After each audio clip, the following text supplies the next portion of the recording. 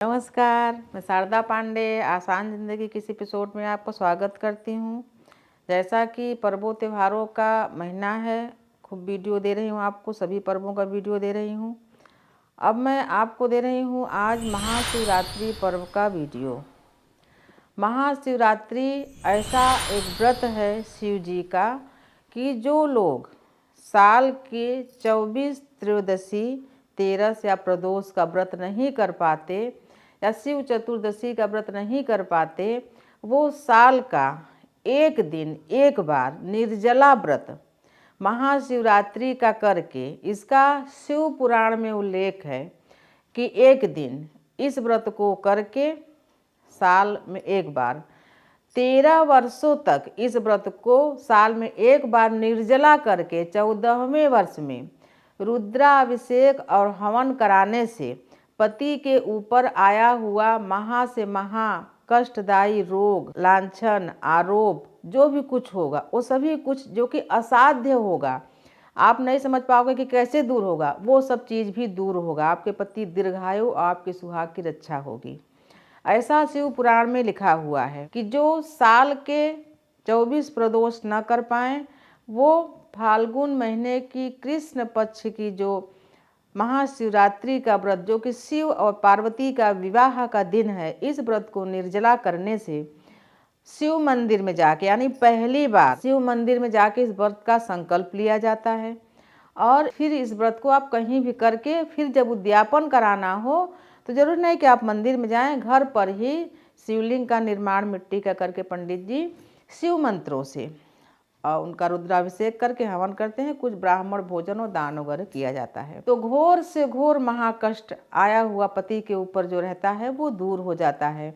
मान लीजिए आपकी कुंडलियों में दोष है पति की अल्प आयु की, तो इस व्रत से वो पूरी तरह से दीर्घायु, स्वस्थ और संपन्न, सुखी और आपके साथ रहेंगे, ऐसा शिव पुराण में लिखा है। तो इस बार महाशिवरात्रि पर्व, जो कि फाल्गुन महीने की कृष्ण पक्ष की चतुर्दशी या त्रयोदशी, कोई भी तिथि होता है, त्रयोदशी को अधिकतर पड़ता है, मनाया जाएगा, जो कि 15 फरवरी दिन रविवार को ये पड़ रहा है ये पर्व।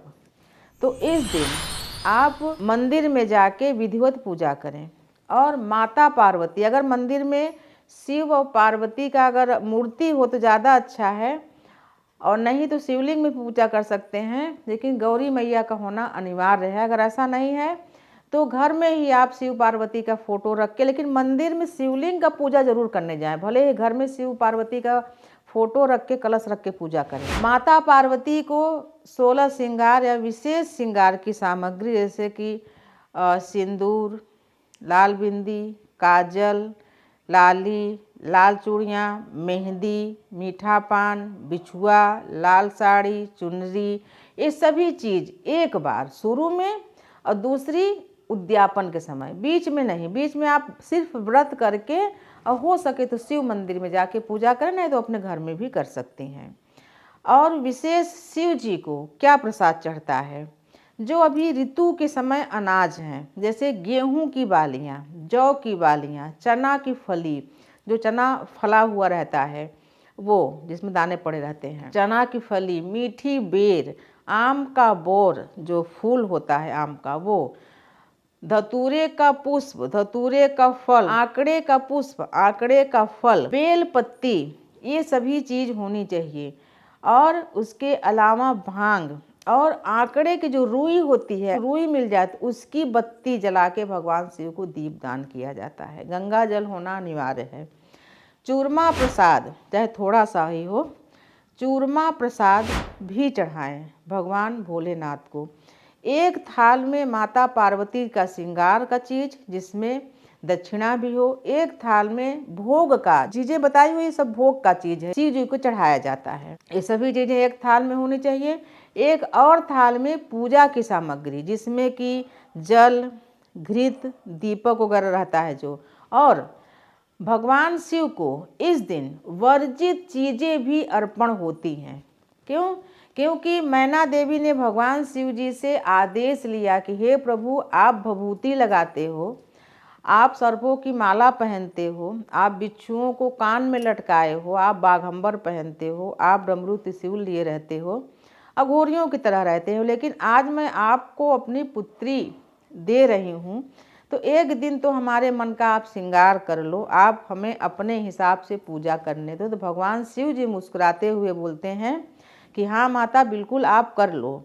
और आपके जैसे ही हमारे जो भक्त इस दिन महाशिवरात्रि के दिन हमें जो भी श्रृंगार करना चाहिए, जो भी वर्जित चीज़ें हैं, वो सभी चढ़ा के पुण्य अर्जित कर सकते हैं। जैसे भगवान श्री गणेश जी को भादो महीने की जो चतुर्थी होती है, विनायकी चतुर्थी, उसमें तुलसी दल भी चढ़ाया जाता है। ऐसे तमाम और पर्व हैं। तो इस दिन भगवान शिव जी को, जैसे बाकी दिनों में सावन वगैरह में सफ़ेद अक्षत चढ़ता है चावल का, लेकिन महाशिवरात्रि पूजन में हल्दी से रंगा हुआ अक्षत भगवान को, कुमकुम, सिंदूर, यहाँ तक कि भगवान अपने हाथों में मेहंदी भी लगाए थे। विवाह के समय जो पांव रंगा जाता है, दूल्हा और दुल्हन का दोनों का पांव रंगा, एड़ियाँ भरी जाती हैं, वो भी करवाए थे। हल्दी और केसर का तिलक भी लगवाए थे। तो ये सभी चीज़ें माता पार्वती को तो श्रृंगार का सामान देंगे ही पूजा के थाली में, ये सभी चीज़ें। और एक जैसे मेहंदी भगवान शिव को नहीं चढ़ता, लेकिन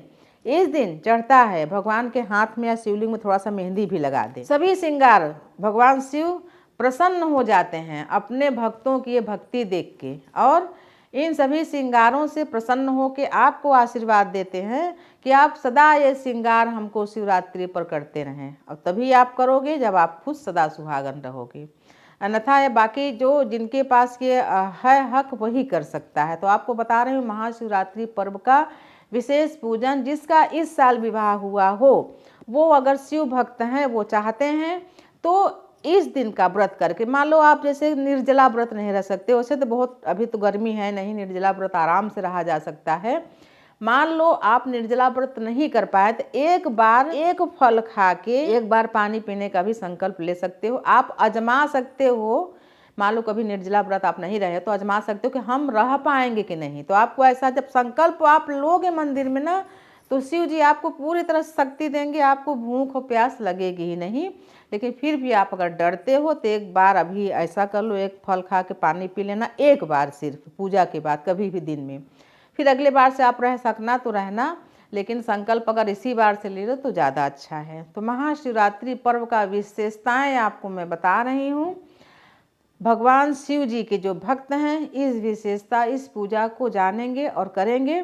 जैसे मंदिर में क्या होता है, जब हम मंदिर में सिर्फ आप उपस्थिति दर्ज करा लो, मंदिर में काफ़ी भीड़ होती है, वहाँ भगवान को जाके बोलो, हे प्रभु हम आज आपका व्रत शुरू करने वाले हैं, थोड़ी देर बैठो, प्रार्थना करो, जो भी चढ़ा सको चढ़ा के चले आओ। और घर में विशेष पूजा करो।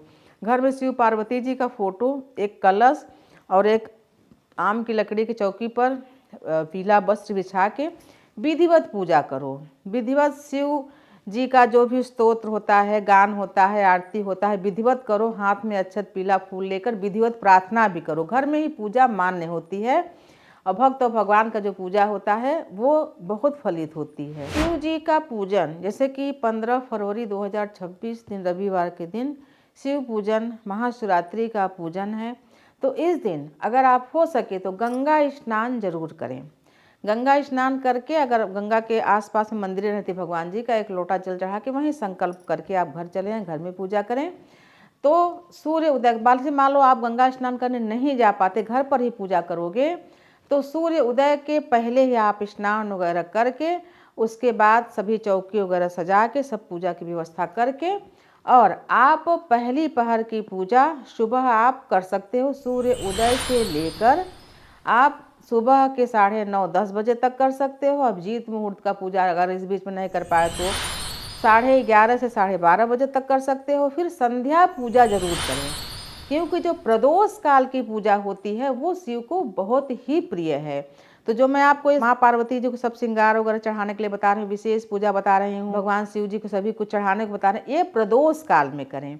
बाकी आप कलश वगैरह रख के दीप जला के भगवान की स्थापना कर लें। विशेष पूजा जैसे चूरमा प्रसाद चढ़ाना, जो भी, तो आप विशेष पूजा, आरती, दक्षिणा चढ़ाना, ये प्रदोष काल में करें। और प्रदोष काल का जो समय होता है वो सूर्य उदय से कुछ क्षण पहले से लेकर और सूर्यास्त के कुछ घंटों बाद तक, यानी कुछ घंटे पहले से लेकर कुछ घंटे बाद तक आप इस पूजा को कर सकते हैं। मतलब कि 5:30 बजे से इस पूजा को शुरू करके 7:30 बजे तक कर सकती हैं, प्रदोष काल का पूजा। फिर इसका पारण 16 फरवरी को होगा। पारण तब करें जब सुबह 16 तारीख को नहाएं, नहा के स्नान करने के बाद भगवान को एक छोटा सा दिया से आरती करके चौकी हटा दें।